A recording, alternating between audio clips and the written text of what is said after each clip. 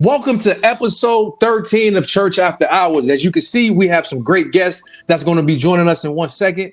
But like we do about this time, we always do a recap on our most previous episode, which was episode 12, where myself and Kurt sat down with our fathers and honored them and many other brothers on Father's Day. And Kurt is not here, and Barry's with us, and Kurt will be back next week. And Barry, what did you think about episode 12 as we show love and gratitude to our fathers and all the fathers out there? Hey, I thought it was a great episode. I haven't seen Pops in a while. I haven't seen Ronnie in a while. It's good to be able to see them chopping it up, spend some good game. And, I think the people are going to like it. I think that, the young brothers are going to be able to take something from it. So. Absolutely. So if you haven't checked out episode 12, please go and do so. Like it, share it, comment. Everybody loves my dad and Ron. They're two characters. They're always going to make you laugh and drop a little wisdom off to you as well. So, but I'm not going to prolong you guys any longer. We have two of our OGs in the building with us. You've heard these guys' name probably on almost every episode thus far. So it was only right for us to tap and get them in with us on tonight's episode. That's none other than our OGs, Mr. Mike Chapman and Mr. Troy Myrie. Brothers, how y'all doing? Yeah. Great. Great. Well. Thank you. It's good to see you, brothers, man. And before we jump into tonight's dialogue, I'll go to Chappie first since he's the elder. I know you guys have maybe checked out a couple episodes, maybe not all of them. What have you thought about Church After Hours thus far? Man, I've been loving it. I've been binge watching the last few days, trying to see as many as I can. I will tell you, B, both of yours were some of my favorites, And I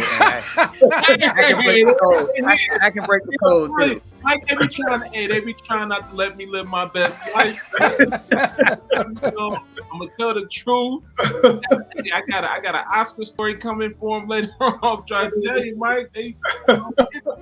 It's been good, man. I'm proud of you guys. Thank you, Mike. Thank you, man. It's truly great to hear that from our elders and guys that we look up to and have been mentors and big brothers to us for quite a long time. And then Troy, man, same thing for you, man. What have you thought thus far with the podcast? Come on, Myrie. They are excellent. I mean, you all, it's a strong start, and I think as much as Chappie likes Barry, you funny, but I got to give my award to Jay. He has had me laughing for years, boy. It's so funny. And we start telling them stories about y'all doing them concerts. Oh man. Yeah. And my brother on Mike though, on Keith though. He ain't even telling on Keith. Right. My brother's a character and a half. Oh man, it's so funny. Yeah. So let's jump right in, man. So when we look at Lincoln Heights Missionary Baptist Church in the early 90s in the youth ministry and the youth choir, you guys were youth leaders up under Miss Juanita. You guys was entrusted by her and Pastor Pipers to work with us and many other young people that was involved in youth ministry at the church. I'll go to you this time, Troy. Talk about your start and how you even got to Lincoln Heights and how you started working with youth ministry. Because you're originally from Buffalo, so kind of talk about that a little bit. Yeah, so I graduated from Central State, and I had lived in Indiana for about 2 years, and I took a job here in Cincinnati, and I was looking for a church home, and I can't remember exactly how I heard about Lincoln Heights, but I visited one Sunday, and I up to that point had never been to an African American church that large. Wow, yeah. Choir, kept coming. Remember they used to march in, right? Yes, absolutely. They marched in and they kept marching in. I was like, they ain't never gonna stop marching in.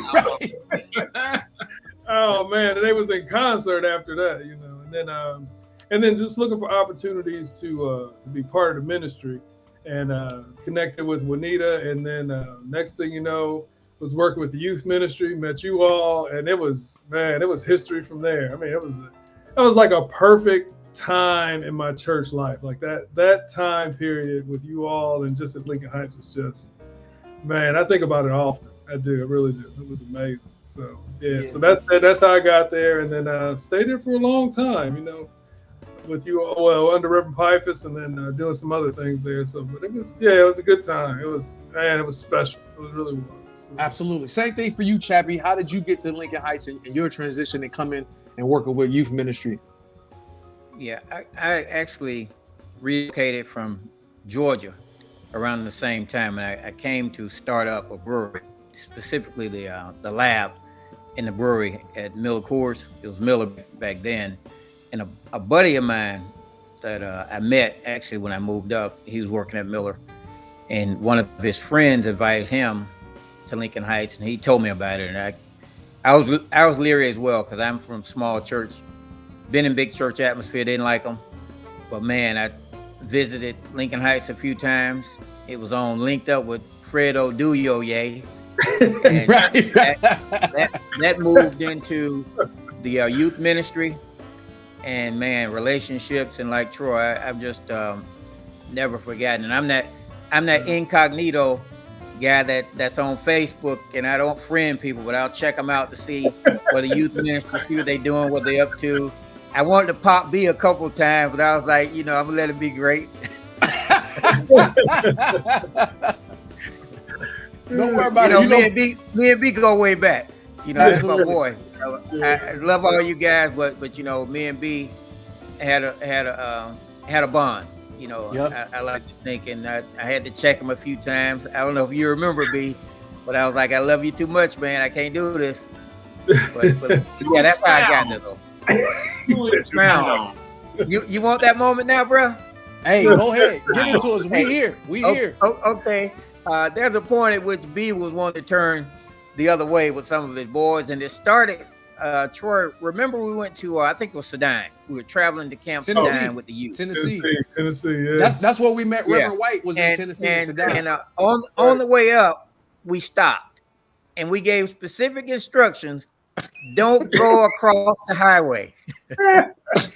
And B and some of the boys went across the highway, and when I was talking, B kind of rose up a little bit, and we were, that was my boy, so I didn't really collar him up, but I kind of collared him up, but he had a problem with it.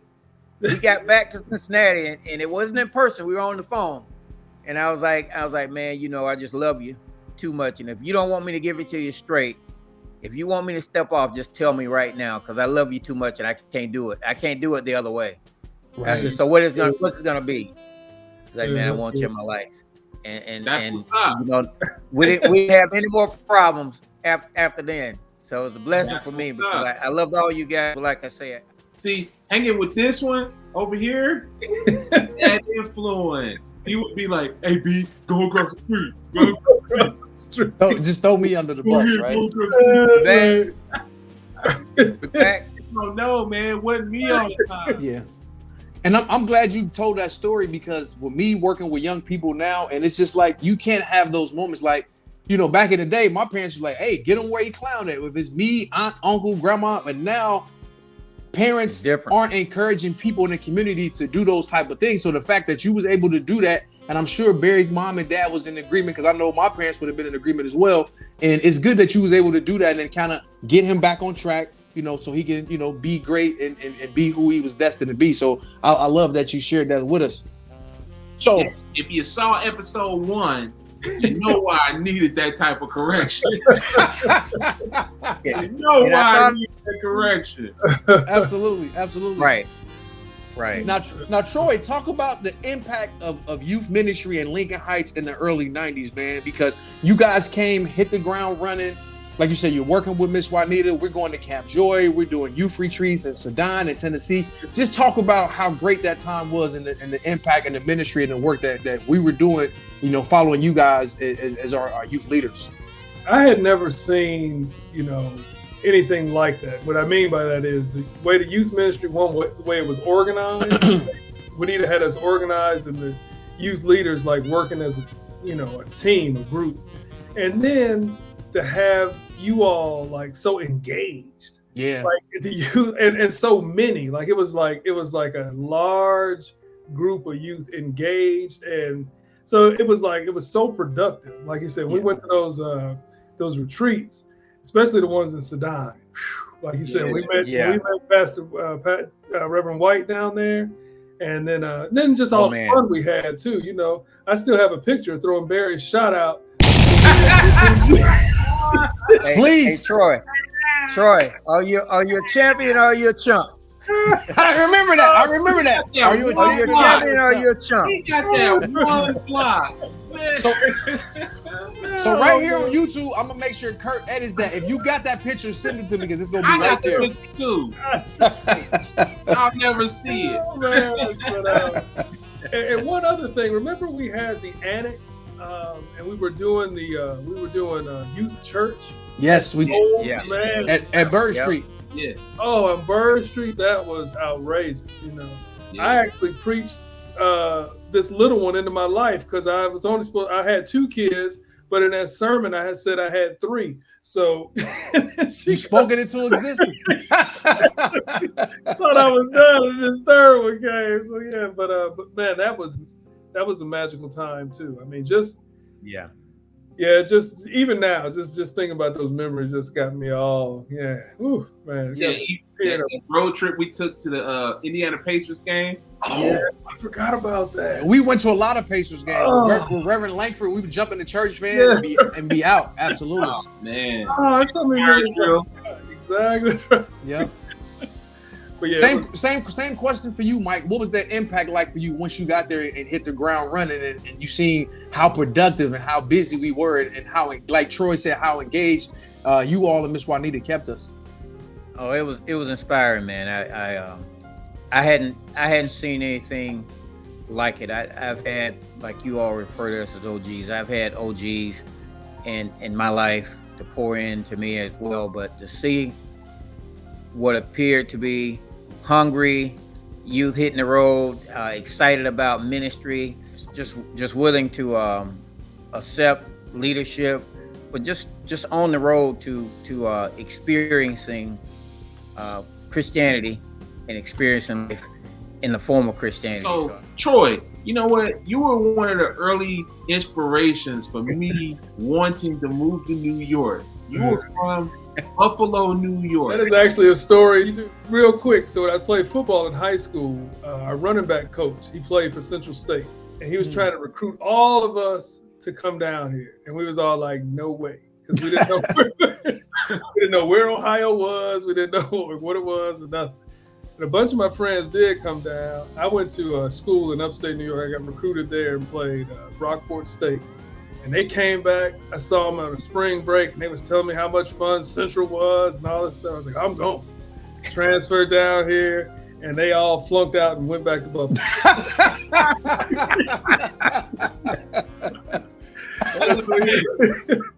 And so then I stayed, and then I used to come to Cincinnati every once in a while. You know, being in Central, I had a lot of friends from Cincinnati.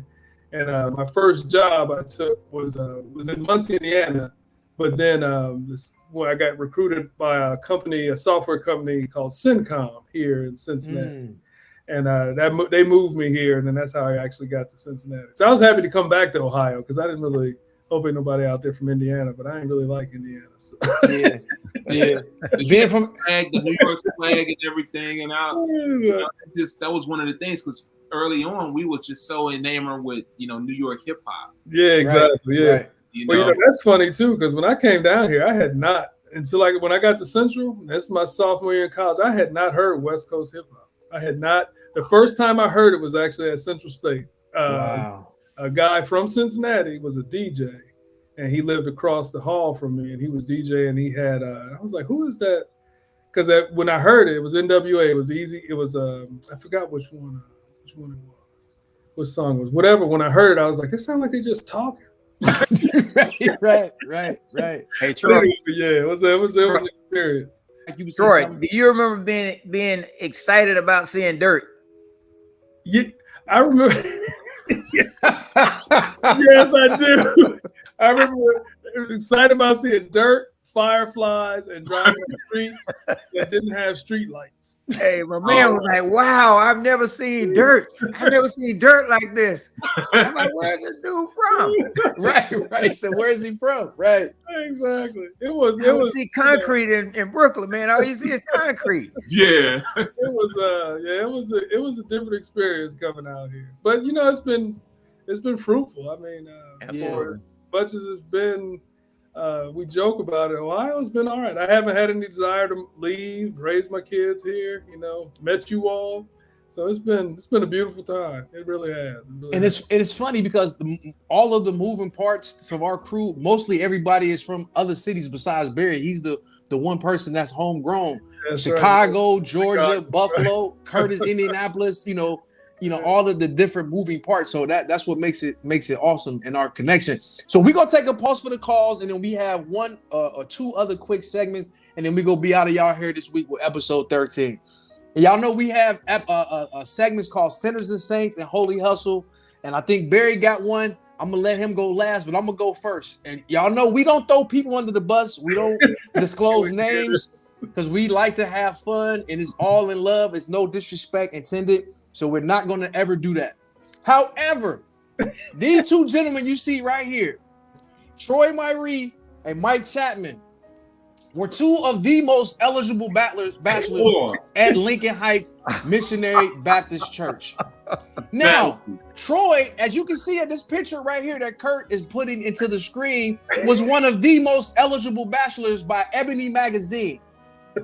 Now, there was a lot of beautiful women that went to Lincoln Heights Missionary Baptist Church, and these women shall remain nameless.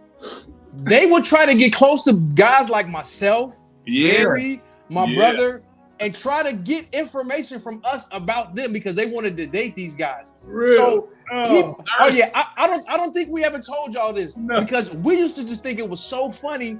And now that I'm a full adult with children and a wife of my own, I just laugh because people are talking about, oh, y'all podcast, y'all kind of revealing too much. And I'm like, man, we ain't revealing as much as we could. Like, if y'all knew the stuff that we knew, but this Sinners and Saints story is so funny because these women were so desperate and was so enamored with these guys. They were using 14, 15, and 16-year-old boys to try to give them information, to try to find out information. Because I remember Mike's spot was the hangout spot.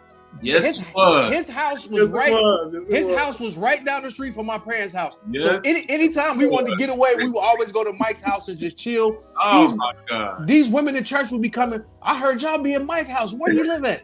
I ain't telling you that. You know what I'm saying? Like, what's wrong with you? like it was crazy, man. So, like I said, we not throwing nobody under the bus, but these brothers was solid. They would stand up. They wasn't on no BS. They was good dudes, but it to see how these women would come at them was unbelievable. Especially, and Troy, since I'm coming out of my Sinners and Saints story, man, how did you get in the Ebony's with the top 20 or top 25 eligible bachelors? How did you make that happen, man? Long story short, a buddy of mine had got his heart broke by his girlfriend. And he was so upset about it that he was like, he was gonna do all this stuff, because he felt like, we was professional men and these women should treat us better, and he was gonna write the. He got it. He actually got us on Oprah. We was on Oprah. Yes, he was on Oprah. Yes, I remember that. He got us on Oprah, and then he said when we came back from Oprah, he was like, "Yo, T, look, now I'm gonna send my stuff in Ebony because all these women should know who we are." And then they picked me, and they didn't pick him. It was his idea, but they didn't. Right.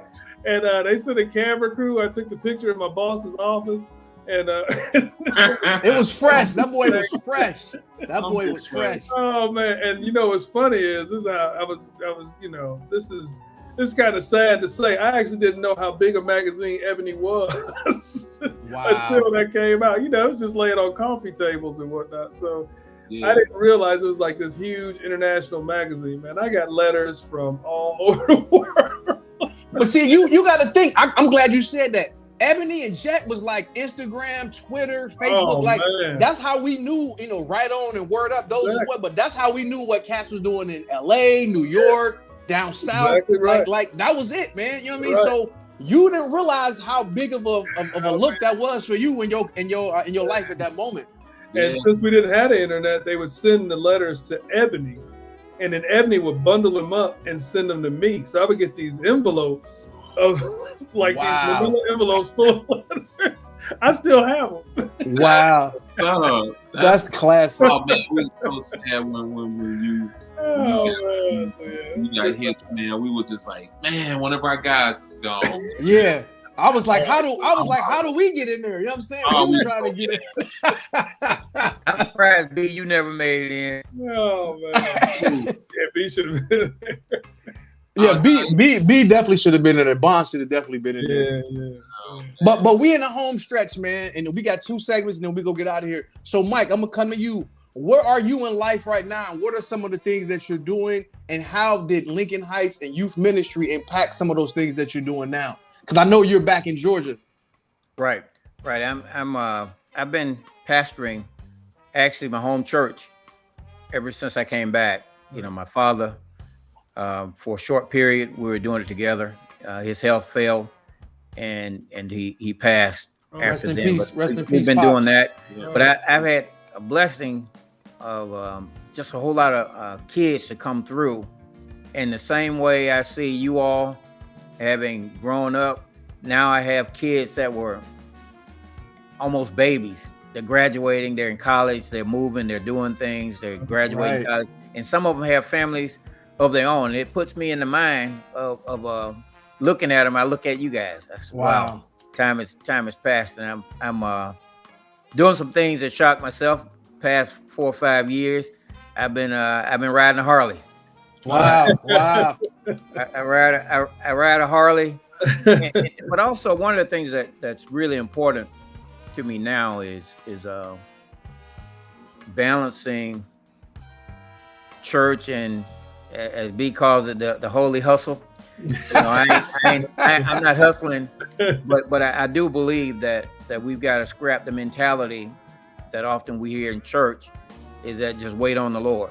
Man, talk, and, Mike. What we've got to do is tap into, and also the flip side of waiting on reparations.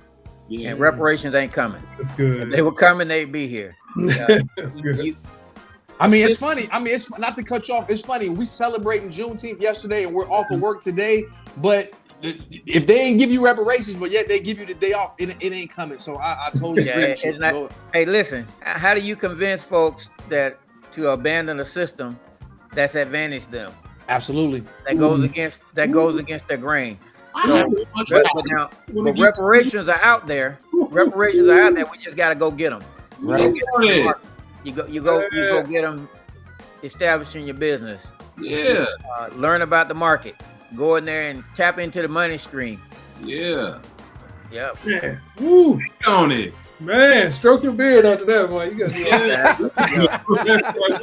It'd be about 9 million man. labels. It'd be like everybody driving around in Cadillac Escalades. If we got reparations, that money be right back to them. and that's fine. If they send it, I'm definitely taking it. You know what I'm saying? But like Mike said, that the likelihood of that happening is slim to none at this point. You know what I'm saying? That was rich. Same question. When the word says wait on the Lord, it wasn't talking about waiting on reparations. Now, Troy, same thing for you, man. What's some of the things you're doing now? Because you talked about you had a younger child, a third daughter, and I know, you know, you're an active father. You still do your skating and all those different type of things. What's some of the things you're doing that impacted you, you know, early on in youth ministry that you were able to slide into some of the work you're doing now? Actually, youth ministry helped me with my parenting. It really did, because it helped me relate to, especially my older two, better, and then and their friends. Like when their friends would come around and things like that, you know, we would actually, like my son or daughter, they would have sleepovers. I would actually play some of the games that we did, you know, like when we had our lock-ins. And yes, like yes, right. And I was just able, it helped me relate to the next generation down, you know. So, and now I have a younger one, even though I'm in grandparent mode. But she's in competitive cheer, and so, you know, traveling around with her, she's really good at it, and so it helped me with patience, you know, with her, and so, you know, knowing that you know how we were together with, you know, the age difference, and now I have this one, you know, with the age difference, you know, just being patient with her and everything like that, and it's been a good life, man. I've had a good life, and no complaints. Like you said, I skate all the time. And that's my hobby, you know. I put on my 8s and I'm out there, you know. Out there. Hold on, in the basement or out of skate land? So I put them on every day in the basement. Every day I put them on without fail. Hey, rig in the basement. In the basement. All right. Wow. Put them on every day in the basement to keep my balance, and then I skate, you know, about 2-3 times a month at adult night. Nope, not as much as I used to, but I stick as a, you know, guys, you know, they skate a little wild. So I'm old now, so I got to be careful, watch my hips. So Right. But it's been good. Go ahead. I'm sorry. Yeah, but it's been a good life. I have wrote a couple of books actually that like essays, and just came in the mail today. Don't pick it up. That's been therapeutic for me to get some things off my chest, get them on paper, and then have people interact with them. So. But yeah, it's been good. Youth ministry. When I feel down, sometimes I think back on the memories, and it was just a perfect time period. Like it was it was almost like, if I quote one of my daughter's movies, it was enchanted. It was like this special time. Of life. And it was just I've never seen it again. It was for its season. It was meant to be, and it was just beautiful. And then here we all still are here now. Absolutely. Y'all look good. You look good too, brother. For real. It looked like we just left y'all yesterday. You know what, D? I want to pause for calls real quick. I want to ask both of you, how did you guys manage to do all of this with busy careers and being young and having, things that you wanted to do as well? Because right now, me, I'm probably a little bit older than you guys were. Well, I know I'm much older than you guys were at the time, but it's like, I'm thinking like, how can I fit all of this into my schedule? Right. What you guys did to get with us and be patient with us and take the time to get with us when you at that age. Great question. Yeah. But go ahead, Troy. Oh, you're gonna make me go fuck up? Yeah, I'll go after you. Honestly, it was actually effortless. That's how I know it was like meant to be. Like I just wanted to be there. Like I didn't count time or days, or didn't count like any of the. Juanita kept us busy, so it was always a meeting. There was always something to do. There was always an event, but it never counted those things. It was like that was just what we did. Like it was just we were just there. Like it's like that. It was a lot of time, and it's like a blur because it just went easy. Like it was just like we're just supposed to be there. Right. We're all supposed to be together, and there was no actual trying to fit it in. It just is what we were doing. Like that was us. Like that was who we were. All of us. That's who we. It was beautiful. Like I said, I've never had another time in my life that easy. Yeah. Yeah. I think Anthony on the episode that he was on mentioned what he learned from Juanita was love. Love, he said, yeah. And I think that captures everything. When you love the people that you're around, love the ministry that you're in. Yeah. It's like Troy said, it's effort. Often is you think you're giving. You think you're pouring into others. Yeah, that's good. And really, you're being poured into because we all have voids. Right. We all have voids. Mm-hmm. And you all were thinking that, man, these guys are pouring into us and filling our voids, but you all were feeling our voice. Yeah. And then Troy and I, you all may not have known, but Troy and I and David and Phil and others, we had our own group. Exactly right. That we were meeting and we were talking and we were talking about men to men things and the struggles. Right. And I don't know if you remember, Troy, to remain nameless, because you got everything in life, mental and all that. you can remember the episodes that I had with a particular person in the ministry. I was Father Abraham. Oh my God! Remember that? Remember that? Yeah, I do remember. Yes, I do. Pastor dogs weren't as tough as they thought they were.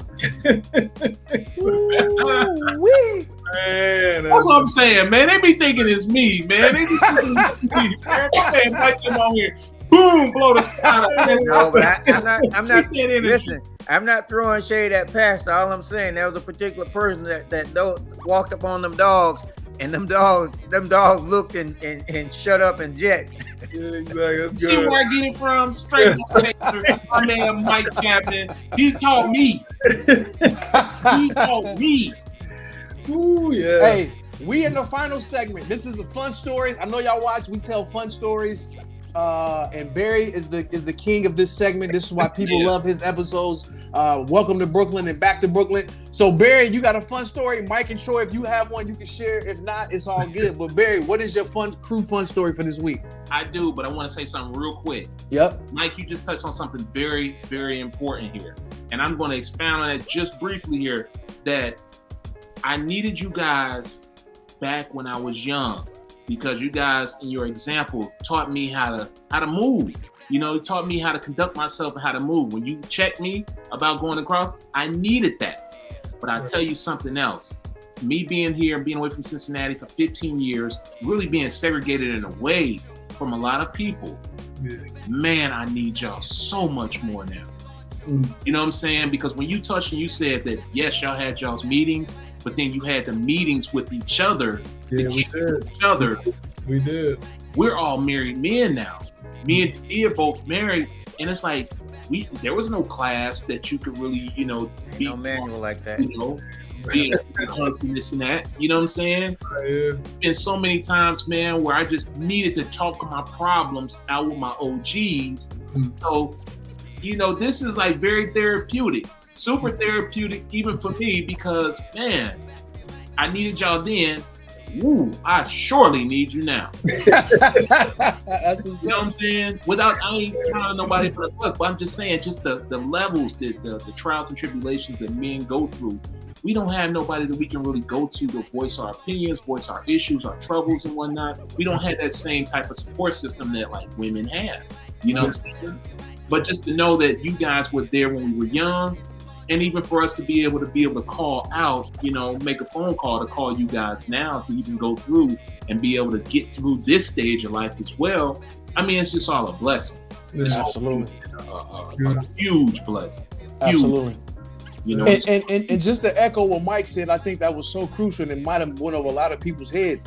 Is like we always gave them props, how they looked out for us, filled us up, and I didn't realize how we was helping to fill them up until I started doing this work that I've been doing as an assistant director at the youth center, working with youth every day. And the kids always like, "Oh, Coach Diallo, we thank you for doing this." I'm like, man, y'all don't know. Y'all put the battery in my back. Y'all fill me up. Y'all make me come to work with a smile. Because when I worked in corporate America for 20 years, a lot of those years I was miserable. The money was nice. The corporate cars from BMW and all that stuff was nice, but I just wasn't happy. I wasn't fulfilled. And now I get to go in the community every day and serve my people. Like they think I'm filling them up, but they don't understand. They're filling me up way more than they can ever fill me up. So when you said that, Mike, that was so important, and that's so true. And I think a lot of people miss that when you do this type of work that I'm doing and the type of work that you guys did then and still doing now in some type of capacity. Beautiful. So Barry Bonds, it's fun time now, man. The floor is yours, man. This is what the people watching this episode for, man. What you got for us? You come here, act a clown, and say all kinds of crazy stuff. That's how they do you, man. That's how they do you, man. All right, well, look, this story right here is brought to you by and motivated by. Hold on, let me get my finger right. Me. This guy right over here, right? So. We was hanging out, and Mike, don't get mad at me, please. Don't get mad at me. I know where he going. I know where he going. God! Go ahead. Mike, I might know you too. I know. Quintessential bachelor. Yes. Quintessential. When I talk about had his stuff together. Yes. Nice big crib by himself. Big crib. You know what I'm saying? Nice Jetta. He had the nice Jetta. Yeah, that's right. Everything furnished. Like seriously, he was Marcus Graham. Everything. So he was always so generous and gracious enough to allow us, the young brothers, to come over to his house and kick it. So we came over to the house one Friday evening. We was gonna spend the weekend over there. It's all of us guys, right? Now think about this. Where can you get this from when you got older guy who got his stuff together? Not even older guy. He was still young. You know what I'm saying? Like, he was in his early 30s? Late 20s, early 30s. Yeah. Early 30s. Right? So we go over to the crib and we hanging out, and somebody gets the idea, like, let's go hang out and let's have a little party. So we invite people over. We over there hanging out, partying. And then somebody else who was not on this call had the great idea to say, "Hey, it's snowing outside. There's ice out on the sidewalk. Let's use Mike's kitchen chairs." Hey, you stealing my funny one. Yeah. I knew somebody was gonna tell that story, man. Oh, we got up there and we had his chairs and we slide down the hill.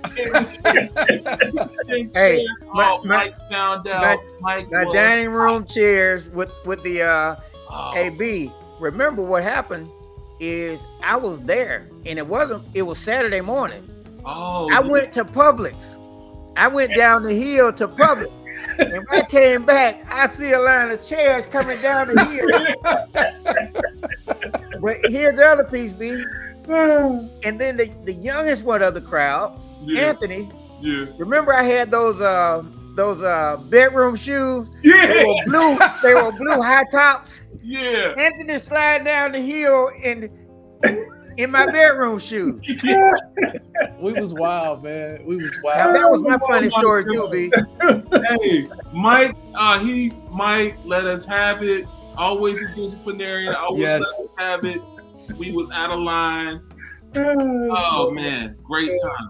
Great times. That is good. Man. I don't know what kind of kids would have that. Young adults now even would be able to have the privileges that we had. Right. I didn't tell them about the Chinese fire drill. We went to the game and whatnot. Remember that new CD I had? We running around the car. Running around the car. Yeah. That little theme song. That was it. That was in Indianapolis. We would stop and then run around the car and jump back in. That was crazy. Oh, Now that was with Fred. We had the band. That was Fred. No, you was with us too. No, I'm saying that it was. But Fred was there too. Yeah, Fred was with us. Right. Absolutely. Yeah, Fred was there. Yeah. Hey, Troy, you got anything for us before we close out, man? Man, I think my biggest memories of those Camp Sedine trips, Yeah. And I just remember, like I said, I go back to that James White when he was sitting there, and I was like, who is this cat preaching? Got us all toe up here in the church. I know. Everybody crying. Yeah, for real. I had to walk my nephew, Mr. Hard Nard, like straight out of East Side of Buffalo. I know. I feel it somehow. I know what it is. Hey, shout out to your nephew, Greg. That was our homie, man. That was our brother. He had us towed out in that little church. It was all hot. He was bad. He was preaching up a storm. He was. We gotta find Reverend White, man. He was powerful. He was so good. Miss Juanita connected him back with Reverend Pipers, and he started coming to Lincoln Heights, and he got connected because we met him in Camp Sedine in Tennessee. He was powerful dude. Tearing up Lincoln Heights too. Yes, yes. I remember he preached this sermon called "Fine China." I'm gonna see if they still got that, man. When he was talking about finding a wife and treating her like fine china, like I'll never forget. Reverend White was cold. He pulled a paper plate out and said, "You ain't no paper plate." Sure. I will never forget.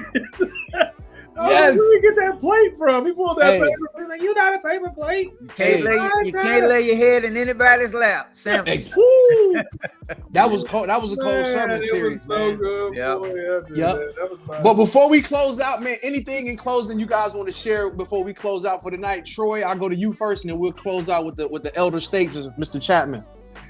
Just that this has been therapeutic for me, and it's good to see you all. I'm glad you all are in good health, and I'm glad that you're doing this. This is beautiful. Like this is so much love, much encouragement, and just thank you for having me. I appreciate it. I really thank you for making time, man. For real, we appreciate you.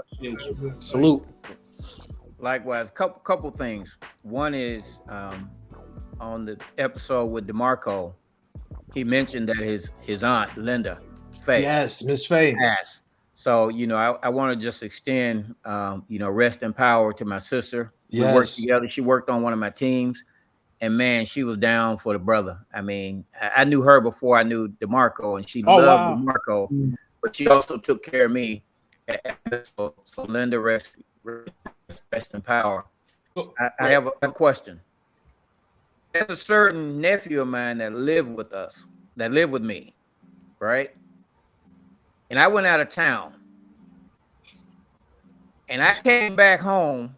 And Barry, like you said, I kept my stuff laid. So I always vacuum my carpets a certain way. Yes. Oh, my God. Oh, and I had a million footprints all throughout my house. And I knew a party had been thrown. Were you all at that party? I was at that party, but I didn't throw it. Right, exactly. We was there. I know We who was threw there. it. Shout out to our brother Keith, man. He made an appearance on the. Listen. Shout out to our brother Keith.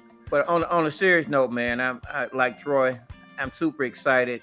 I'm energized, and Barry, I heard you. And what I'll tell you is that the same love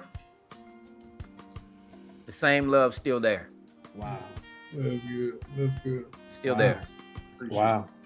Hey, well, this is episode 13, Church After Hours. Thank y'all for joining us. Make sure you like, comment, and subscribe, and then share this information out there because this is very important to us. We held these guys to a high esteem back then, and we still hold them in high esteem today. I mean, I just came back from Chicago yesterday, visiting some family, and I went by my parents' house on the way back. And my dad was like, yeah, I just got off the phone with Chappie. So the fact that my parents are still talking to these guys, you know, it does my heart joy because it just wasn't us. You know, Mike would come over and would be at my parents' house just chilling, kicking it, chopping it up with my parents. And I wouldn't even be there, even when I was an adult going on in life. So it just showed you how strong the connections in those bonds were. So I'm excited and I'm grateful for our relationship.